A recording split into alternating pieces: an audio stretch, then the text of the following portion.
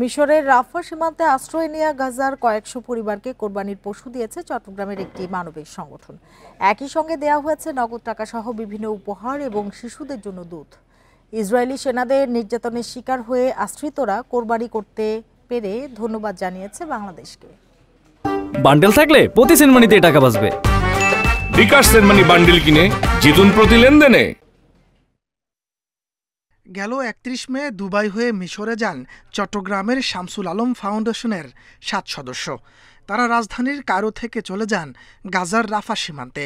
বিভিন্ন বাজার ঘুরে কেনেন ৩টি ওট, একটি গরু ও কয়েকটি দুম্বা।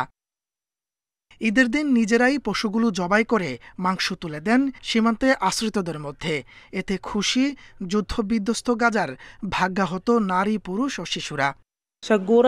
কোরবানির ঈদের উপহার পেয়ে আমরা অনেক খুশি। আমাদের পাশে দাঁড়ানোর জন্য শামসুল আলম ফাউন্ডেশনকে ধন্যবাদ জানাই। আপনাদের আগমনে আমরা ধন্য ও সৌভাগ্যবান বোধ করছি। ধন্যবাদ ও কৃতজ্ঞতা জানাই। চট্টগ্রামের শামসুল আলম ফাউন্ডেশন অনেকদিন ধরে মানবিক কাজ করে যাচ্ছে। সংশ্লিষ্টরা জানান, দেশি বিদেশি সাহায্য নিয়ে তারা মিশরের সীমান্তে যান নির্যাতিত গাজাবাসীর পাশে দাঁড়াতে। প্রায় ৩ শতাধিক পরিবার, হিসাব করে দেখা যায় ২,০০০-এর উপরে মানুষকে আমরা আপ্যায়ন করার সুযোগ হয়েছে আলহামদুলিল্লাহ। তাদেরকে ঈদের দিনেই আমরা এই কুরবানির গোশত এবং স্পেশাল ফুড প্যাক বিতরণ করেছি।